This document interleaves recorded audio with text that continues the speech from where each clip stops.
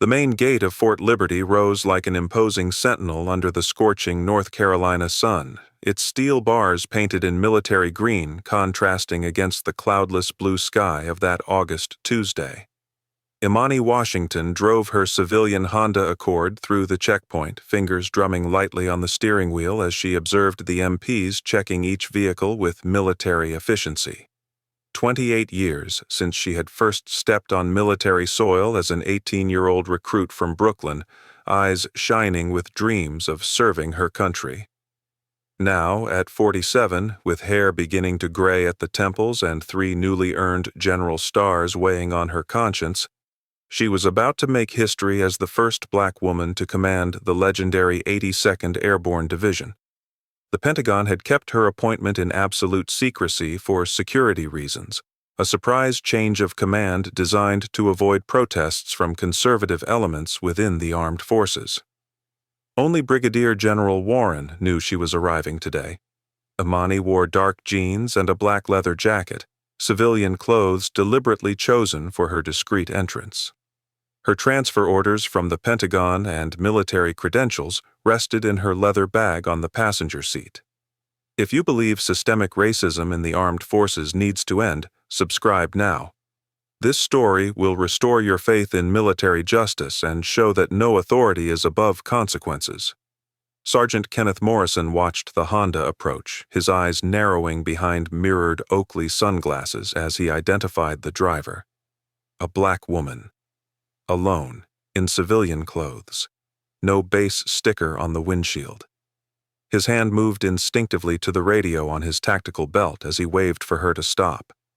Bradley Thornton, the 26-year-old corporal working beside him, was already positioning himself on the passenger side, hand resting casually on the weapon in his holster. Morrison had been an MP at Fort Liberty for 15 years, 15 years keeping certain people away from where they didn't belong, and this woman definitely didn't belong here. Imani rolled down the window, her car's air conditioning giving way to the suffocating August heat. "Good afternoon, Sergeant," she said calmly, her voice carrying the neutral tone of someone accustomed to commanding without shouting. Morrison didn't respond to the greeting. Instead, he leaned closer to the window, his eyes sweeping the car's interior with obvious suspicion. "License and registration," he demanded, tone harsh and impersonal, "and military ID if you have one." Imani reached for her bag slowly, aware that sudden movements near armed MPs could be fatal. She handed her civilian driver's license through the window. "I have my military credentials here too," she offered, reaching for the leather folder containing her transfer orders. Morrison's hand shot forward, grabbing her wrist with unnecessary force. "I didn't tell you to grab anything except your license," he growled, his white fingers squeezing against her dark skin with enough force to leave marks. "Keep your hands where I can see them." Imani's heart raced, not from fear but from a cold, familiar anger she had learned to control through decades navigating predominantly white military spaces. "Sergeant Morrison," she said, reading the name on his identification plate, her voice maintaining professional calm, "I'm following your protocols. You asked for military identification. I'm trying to provide it." Morrison finally released her wrist, but his eyes remained hard as stones. He examined her driver's license, then handed it to Thornton. "Check this," he ordered, before returning his attention to Imani. "What are you doing trying to enter this base?" The emphasis on "you" was unmistakable, loaded with layers of racial assumption that Imani recognized immediately. "I have official business," she responded calmly. "If you'll allow me to show my orders." "Official business?" Morrison laughed, the sound harsh and mocking. "Ma'am, this is a high-security military installation, not a Walmart. People like you don't just show up here claiming official business without appropriate documentation." "People like you." The words hung in the hot, humid air like poison, and Imani felt the familiar sting of racial humiliation that never got easier, no matter how many times she experienced it. She had faced everything, from insurgents in Iraq to misogynistic generals at the Pentagon. She wouldn't be intimidated by a sergeant with an authority complex and poorly disguised racial prejudice. "I have appropriate documentation," Imani said, her voice gaining a slight edge of command. "Transfer orders signed by the Secretary of Defense. I'm reporting for duty." Morrison exchanged a look with Thornton, one of those complicit looks that white men in positions of authority often share when confronted with a black person claiming legitimacy. "Transfer orders," Morrison repeated, his voice dripping with sarcasm. "From the Secretary of Defense. Right. And I'm the President." Thornton laughed loudly at his superior's joke, the power dynamic clear, the corporal following the sergeant's lead in mocking this presumptuous black woman who dared to claim military status. "Sergeant, I'm asking you to examine my credentials," Imani said, reaching again for her folder. This time, Morrison reacted with shocking violence. He ripped the car door open, grabbed Imani by the arm, and pulled her out of the vehicle with brutal force. Imani stumbled, her shoes hitting the hot asphalt as she struggled to maintain balance. "I said don't move," Morrison roared, spinning her around with practiced efficiency. "You're resisting."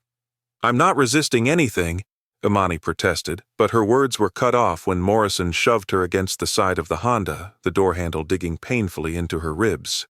The impact forced air from her lungs, and she gasped, the taste of metal filling her mouth as she bit the inside of her cheek. Thornton was on the other side now, his weapon unholstered, pointed at Imani's back, while Morrison pulled her arms behind her with brutal force. The cold click of handcuffs closing around her wrists was deafening in the tense silence that had fallen over the checkpoint. The metal bit into her flesh, cutting circulation, pain shooting up her arms. Other soldiers had stopped to watch, some horrified, others simply curious, all uncertain about intervening against the established authority of the MPs. Private Marcus Thompson, a 22-year-old from Charlie Company, was among those watching with growing discomfort. Something was terribly wrong. The woman they were brutalizing didn't look like a threat. She looked like an officer despite the civilian clothes. The way she carried herself, the calm in her voice even under physical attack, the precise way she articulated her words, everything screamed military training. Marcus discreetly pulled out his cell phone, starting to record. "You have the right to remain silent," Morrison began, his voice mechanical as he recited Miranda rights he had delivered hundreds of times before. "Anything you say can and will be used against you." "I know my rights," Imani interrupted, her voice tense but controlled despite the pain throbbing through her ribs and wrists. The handcuffs were too tight, metal biting into her flesh. "I memorized them at the same institute you did, Sergeant. Now if you'll examine the credentials in my bag—" "Shut up," Morrison snarled, pushing her face closer to the side of the car. The hot metal burned against her left cheek and she gasped at the pain. "You people always have a story, don't you? Always claiming to be something you're not. Always trying to talk fancy to get out of trouble. You people." The words cut deeper than any physical damage. 28 years of service, 3 general stars. Combat tours that left her with scars both physical and psychological. And yet, in this moment, handcuffed and bleeding against her own car at the entrance gate of the base she had been sent to command, all Morrison saw was her dark skin and assumed criminality. "Check. My bag," Imani repeated through clenched teeth. Blood trickled from where she had bitten her cheek, dripping onto her white shirt. "The orders are there." Signed and sealed. Thornton had rummaged through her bag, spreading the contents across the Honda's hood, lipstick, wallet, keys, and finally, the leather folder containing her military documents. He opened it, his eyes scanning the text quickly, then freezing. Sergeant?" Thornton said, his voice suddenly uncertain. "You should look at this." Morrison snatched the folder from Thornton's hands, his eyes sweeping over the official Department of Defense document. Imani watched as color drained from Morrison's face, his tan disappearing into a sickly white as he read, and reread, and read again as if sheer repetition could change the words on the page. "This is fake," Morrison said finally, but his voice had lost its previous conviction, now sounding more desperate than authoritative. "Has to be fake. People like you don't become—" He stopped abruptly, as if swallowing the words that had almost escaped. But everyone at the checkpoint knew what he was about to say.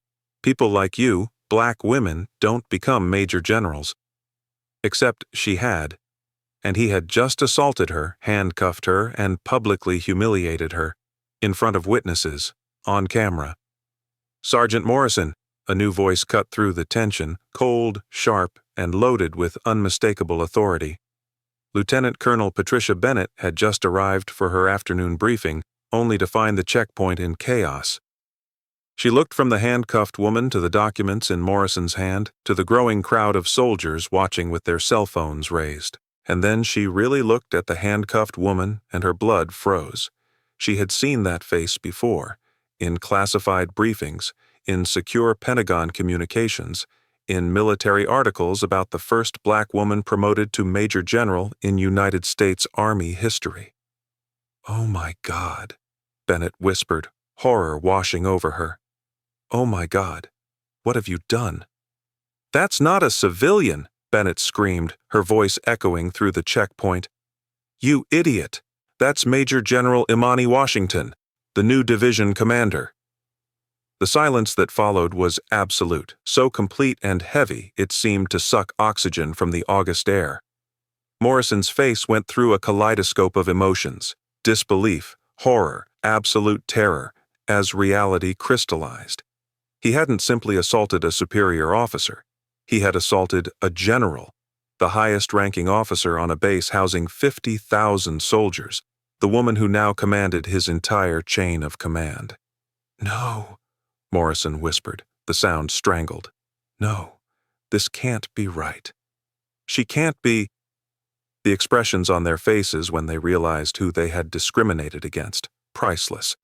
If this spine-chilling moment of justice touched your heart, subscribe now and leave a like, because this general's journey is just beginning, and what she does next will redefine military justice. What most people didn't know about Imani Washington was that her journey to 3 general stars had begun with a promise made at her older brother's deathbed. Marcus Washington had enlisted in the Army at 19, full of the same fierce idealism that would later drive his younger sister to follow in his footsteps. He served with distinction in Kuwait during the First Gulf War, a bronze star gleaming on his uniform alongside a Purple Heart earned when RPG shrapnel left him partially deaf in one ear. But military honors didn't protect him from the systemic racism that poisoned his transition back to civilian life. 3 months after returning home to Brooklyn in 1992, Marcus Washington was shot by police officers during a routine traffic stop. He was reaching for his wallet, as the officers ordered, when they decided his hands were moving too fast. 5 bullets. Dead in less than 20 seconds. A war hero killed on American soil by people wearing badges.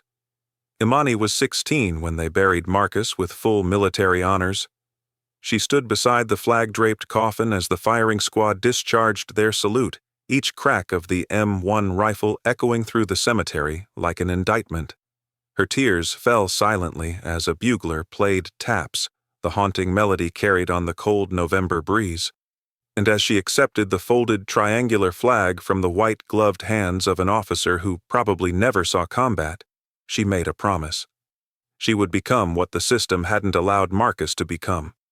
She would rise so high through the military ranks that people like her brother could no longer be easily discarded, easily forgotten, easily killed without consequences.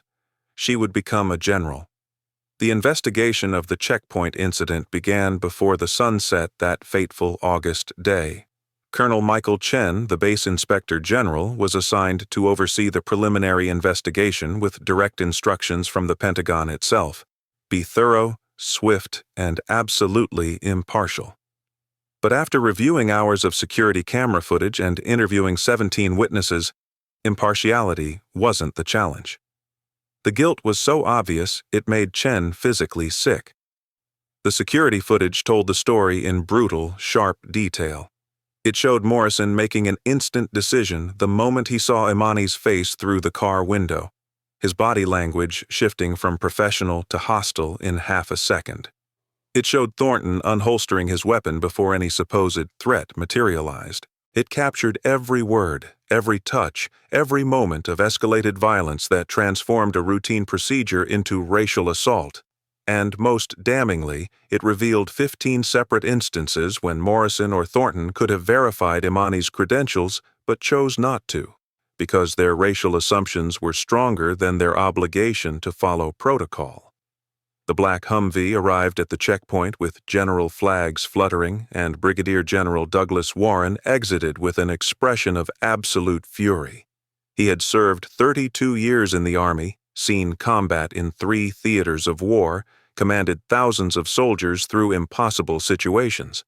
But nothing, absolutely nothing, had prepared him for the sight of his incoming commanding officer handcuffed and bleeding at his own base's entrance gate. "General Washington," Warren said, saluting with razor-sharp precision despite the chaos surrounding them. Imani returned the salute, her movements crisp and professional even with blood staining her white shirt and handcuff marks raw on her wrists. "General Warren," she replied, her voice steady. "Apologies for the unorthodox arrival." Warren's jaw tightened as he surveyed the scene. The scattered contents of her bag across the Honda's hood, the crowd of soldiers filming with cell phones, Morrison and Thornton standing frozen in horror as reality crashed down upon them. "Lieutenant Colonel Bennett," Warren said, his voice carrying the kind of cold authority that made seasoned soldiers straighten their spines. "Place Sergeant Morrison and Corporal Thornton under arrest immediately. Charges: assault on a superior officer, gross misconduct, violation of military protocol, and racially motivated discrimination. Confine them to the brig pending court-martial." The color drained completely from Morrison's face. "General, please," he began, his voice cracking with desperation. "It was a mistake. I didn't know." "You didn't care to know," Imani interrupted, her voice sharp as a blade. "I told you I had orders. I told you I had credentials. But you saw a black woman and made your judgment in that instant. The question isn't whether you knew my rank. The question is, why did you assume I had none?" Morrison had no answer. There wasn't one, nothing except admitting the racial prejudice that had driven every action from the moment he saw her face. Bennett and 2 other MPs moved forward, their expressions grim as they took custody of Morrison and Thornton.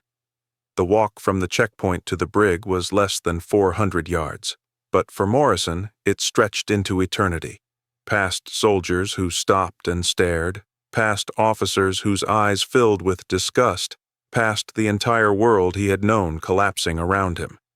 His 15-year career, his pension, his identity as a military police officer, all of it disintegrating with each step toward the military prison that would become his temporary home while awaiting trial. Within hours, Private Marcus Thompson's cell phone footage exploded across social media. 3 million views by midnight, 10 million by morning, 20 million by the end of the week. The hashtags spread like wildfire. Hashtag Justice for General Washington. Hashtag Military Racism. Hashtag She Serves Too. News networks picked up the story. Veterans organizations issued statements. Congressional representatives demanded hearings. And through it all, Imani Washington maintained professional silence, focusing on assuming her command while the world ignited around her. The transformation at Fort Liberty was swift and absolute. 2 days after the checkpoint incident, Major General Imani Washington stood in full dress uniform at the division headquarters, 3 stars gleaming on her shoulders as she formally assumed command of the 82nd Airborne Division. 50,000 soldiers, the largest airborne division in the world, now answered to her authority. The ceremony was broadcast live, and millions watched as this black woman who had been brutalized and humiliated made history. Her speech was brief but powerful. "I stand before you not despite the violence I experienced at our gates, but because of the promise that violence represents, a promise that we can and must do better. The uniform we wear demands more than obedience. It demands justice. It demands that we see each other not as black or white, male or female, but as soldiers united in service to something greater than ourselves. That promise was broken 72 hours ago. Today, we begin to rebuild it. The applause that followed was thunderous, echoing across the parade grounds and through every barracks, every training facility, every corner of the massive military installation. The court-martial of Sergeant Kenneth Morrison and Corporal Bradley Thornton was scheduled for 3 weeks after the incident, held in the Federal Military Courthouse in Fayetteville. The proceedings were open to the public, and the courtroom packed beyond capacity with soldiers, civilians, reporters, and advocates who had traveled from across the country to witness justice. Colonel Sandra Hayes presided as military judge, her silver hair pulled back severely, her expression grave as she surveyed the packed courtroom. Major Angela Coleman served as prosecutor, a black woman whose fierce reputation for pursuing military injustice made her the obvious choice. Morrison and Thornton sat at the defense table with their military attorneys, both men looking smaller somehow, diminished by the weight of what they had done and the consequences now bearing down upon them. The United States versus Sergeant Kenneth Morrison and Corporal Bradley Thornton, Judge Hayes announced, her voice cutting through the murmurs. The defendants are charged with assault on a superior officer, conduct unbecoming, violation of military regulations, and racially motivated discrimination. How do the defendants plead? Not guilty, Your Honor, both defense attorneys replied in unison, though even they sounded unconvinced. The trial that followed was swift and devastating. Major Coleman presented the security footage first, high-definition video that captured every moment of the encounter in brutal clarity. The courtroom watched in absolute silence as Morrison grabbed General Washington's wrist with unnecessary force, as he ripped her from the vehicle, as he slammed her against the Honda with violence that made spectators gasp, as Thornton drew his weapon and pointed it at a 3-star general's back, as Morrison sneered, "People like you," with unmistakable racial contempt dripping from every syllable. The footage was damning, but Coleman wasn't finished. "The prosecution calls Private Marcus Thompson to the stand," Coleman announced. Marcus, wearing his dress uniform, took the oath with a steady hand despite the nervousness evident in his young face. Coleman approached him with purpose. "Private Thompson, please tell the court what you witnessed on August 15th at approximately 1400 hours. Marcus took a deep breath. "I was returning from training exercises when I saw Sergeant Morrison and Corporal Thornton at the main checkpoint. They had pulled over a Honda Accord driven by a black woman in civilian clothes. From the moment I approached, I could tell something was wrong. The woman, General Washington, was speaking calmly, trying to show documentation, but Sergeant Morrison kept interrupting her, grabbing her, refusing to look at what she was offering. He kept saying, 'People like you,' and 'you people,' with this tone that made it clear what he meant. It wasn't about procedures or security. It was about her being black." "What happened next?" Coleman prompted. "Sergeant Morrison pulled her out of the car violently and slammed her against it. I heard the impact from 20 feet away. She wasn't resisting at all. She was trying to de-escalate, trying to follow protocols. But he handcuffed her anyway, really tight, and I saw blood on her wrists where the metal cut her skin. The whole time she kept telling them to check her credentials, and they refused. It was clear they had decided she was a threat the second they saw her face." "And what did you do, Private Thompson?" "I started recording on my phone. I knew this was wrong, and I knew someone needed to document it.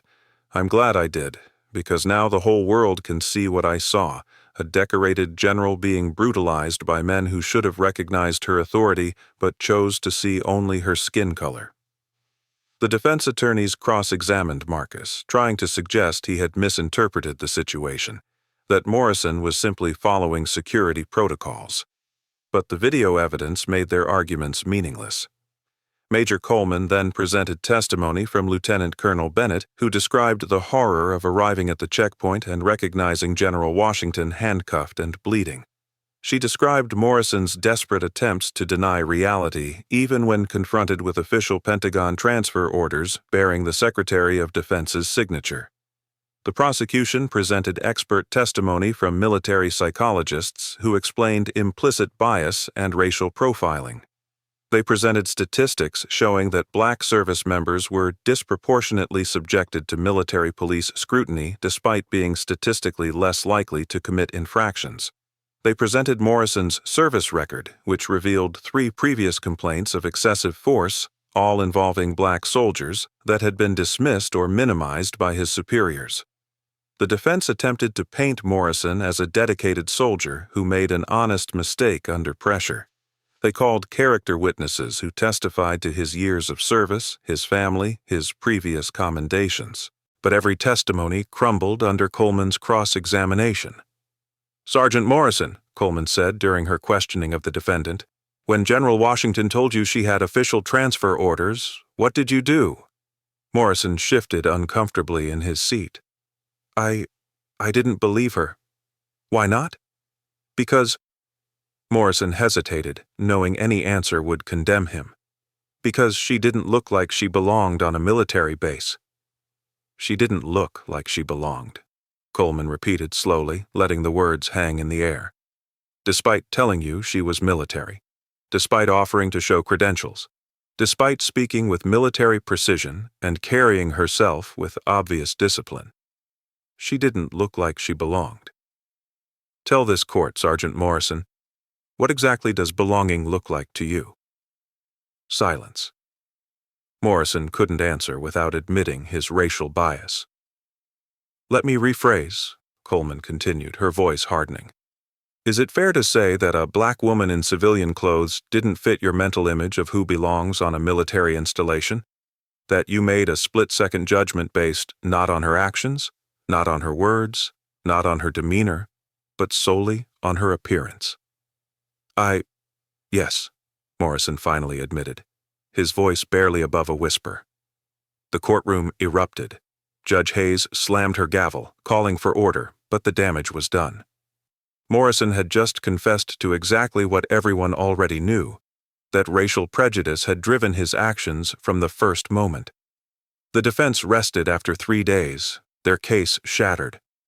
The prosecution's closing argument was delivered by Major Coleman with passionate precision. "Members of the court, this case is not complicated. On August 15th, Sergeant Morrison and Corporal Thornton saw a black woman and immediately assumed she was a threat. Not because of anything she did, not because of anything she said, but because of what she looked like. They violated her rights, assaulted her, humiliated her, and endangered her life. All because their prejudice was stronger than their training, stronger than their duty, stronger than their honor. Major General Washington has dedicated 28 years to defending this country. She has bled for our flag, lost friends in combat, risen through ranks that actively worked against her advancement, and when she arrived to assume the highest command of her distinguished career, she was brutalized by men who should have saluted her but chose to brutalize her instead. This is not justice. This is racism in uniform, and it demands accountability." The jury deliberated for less than 4 hours. When they returned, the verdict was unanimous on all counts. Guilty. Judge Hayes pronounced sentence with cold finality. "Sergeant Kenneth Morrison and Corporal Bradley Thornton, you have been found guilty of assault on a superior officer, conduct unbecoming, and racially motivated discrimination. These are among the most serious offenses a soldier can commit. You betrayed your oaths, dishonored your uniforms, and violated the trust placed in you to protect all service members regardless of race. Sergeant Morrison, you are hereby sentenced to 8 years confinement at the United States Disciplinary Barracks, Fort Leavenworth. You are dishonorably discharged from the United States Army with forfeiture of all pay and benefits. Corporal Thornton, you are sentenced to 5 years confinement at Fort Leavenworth, dishonorably discharged with forfeiture of all pay and benefits. This court stands adjourned.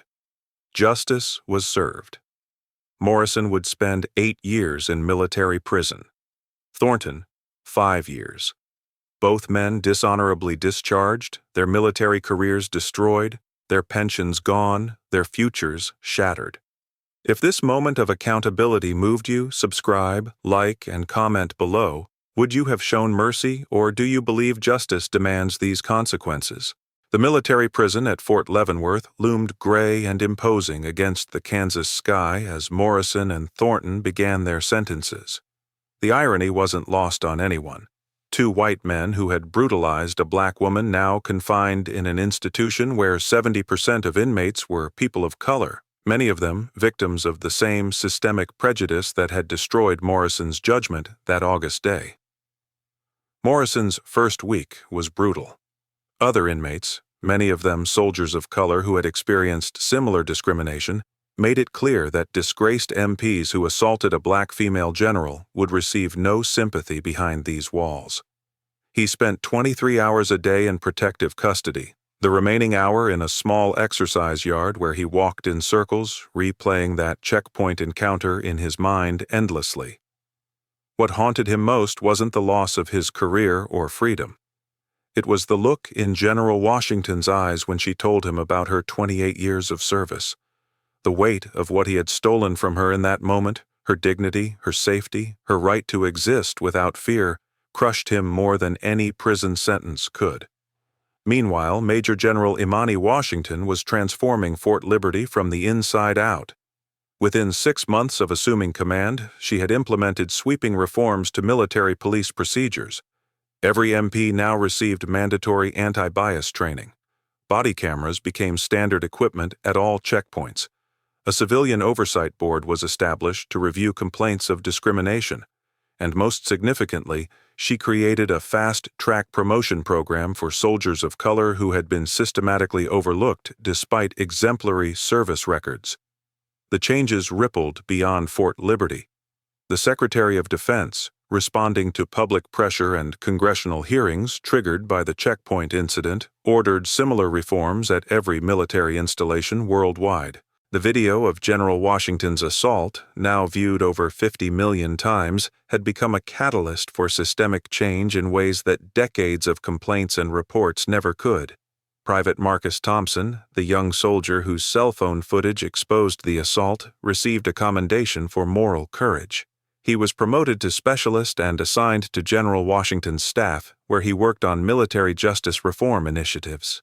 Lieutenant Colonel Patricia Bennett, who had arrived at the checkpoint just in time to stop further violence, was promoted to full colonel and given command of all military police operations for the 82nd Airborne.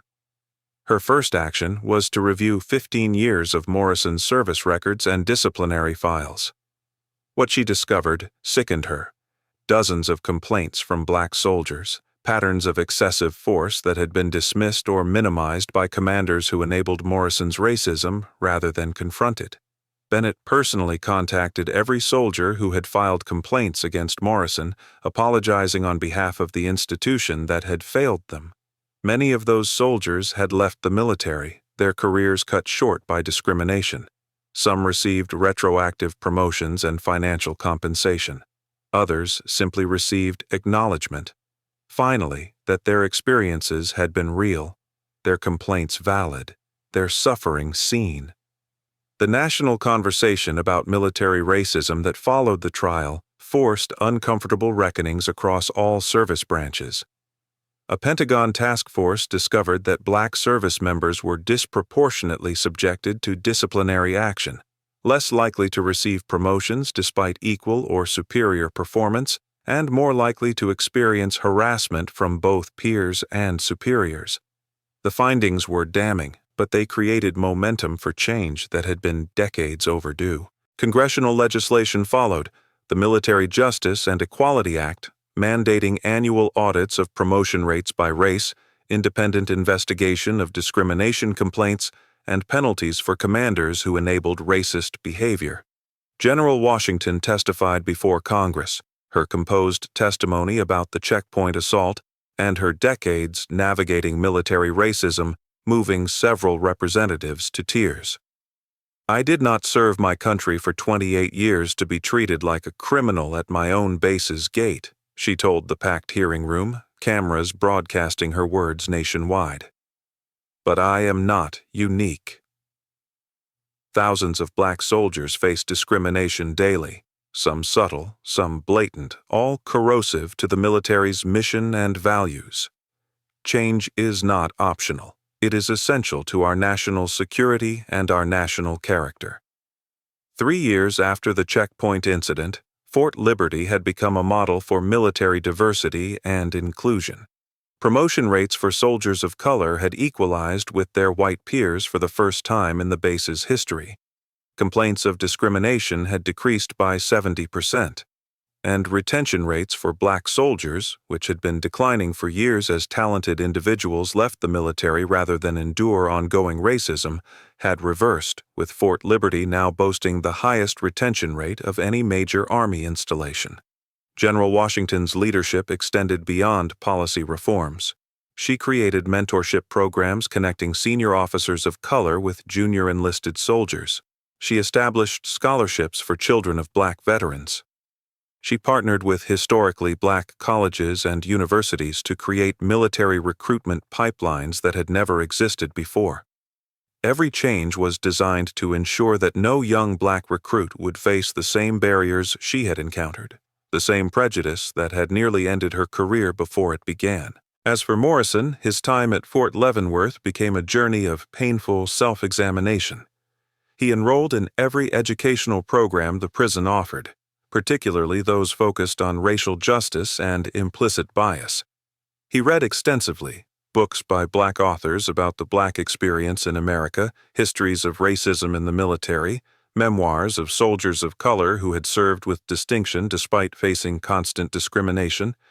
Slowly, agonizingly, Morrison began to understand what he had done, not just to General Washington, but to every black soldier he had profiled, harassed, or dismissed during his 15-year career. In his 4th year of confinement, Morrison wrote a letter to General Washington. He didn't expect a response, and he didn't receive one. But writing it forced him to articulate what he had refused to admit at the checkpoint, that his actions were driven by racism so deeply ingrained he hadn't even recognized it as such.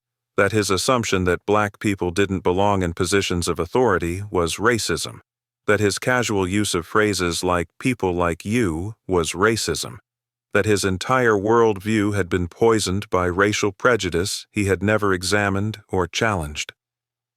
The letter ended with a simple acknowledgement: "I cannot undo what I did. I can only ensure that I never again cause such harm. I am sorry. Not because I was caught or punished, but because I finally understand the depth of pain I inflicted. Your service deserved honor, not assault. Your arrival deserved celebration, not brutality. I failed you, and I failed every value the uniform represents." 5 years after the checkpoint incident, Major General Washington stood before a gathering of newly commissioned officers at West Point, delivering the commencement address. Her speech, titled "The Long March Toward Justice," traced the history of black service members from the Buffalo Soldiers to the Tuskegee Airmen to the present day. She spoke about her brother Marcus, killed by police despite his military service. She spoke about the checkpoint assault and the changes that followed, and she challenged the young officers before her, black, white, Asian, Latino, indigenous, to build a military truly reflective of American diversity. "The uniform you now wear represents a promise," she told them, her voice carrying across the parade grounds. "A promise that all who serve will be judged by their character, their competence, their courage, not by their skin color or gender. That promise has been broken countless times. Your generation has the opportunity and the obligation to finally fulfill it, not through words, but through actions, not through tolerance, but through genuine equality, not by ignoring differences, but by celebrating the strength that diversity brings to our military and our nation." The standing ovation lasted 5 full minutes.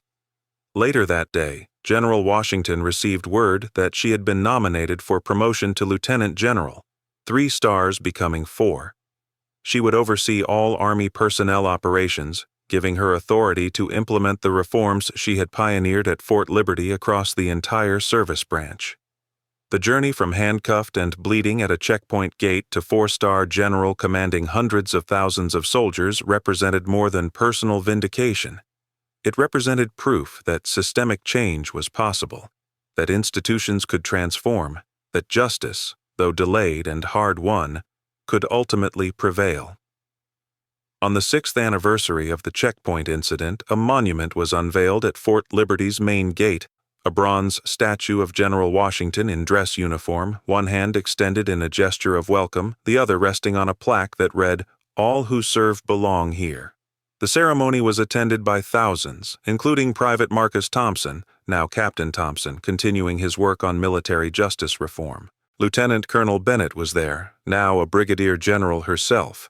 And watching from the crowd, anonymous and changed, was Morrison, released after serving his full sentence, no longer wearing a uniform, his military career permanently behind him, but his understanding of justice permanently transformed. General Washington stood before the monument, tears glistening in her eyes as she reflected on the journey from that brutal August day to this moment of recognition and renewal. "This statue is not about me," she told the assembled crowd. "It's about every soldier of color who served with distinction despite facing discrimination. Every black woman who persevered when the system worked against her. Every person who refused to let prejudice define their destiny. We stand here today because of their courage, their sacrifice, their unwavering belief that the promise of equality was worth fighting for. May we honor them by continuing that fight until the promise becomes reality, not just in our military, but in our nation." The ceremony concluded with a 21-gun salute, each crack of rifle fire echoing across the base that had once brutalized General Washington but now stood transformed by her leadership.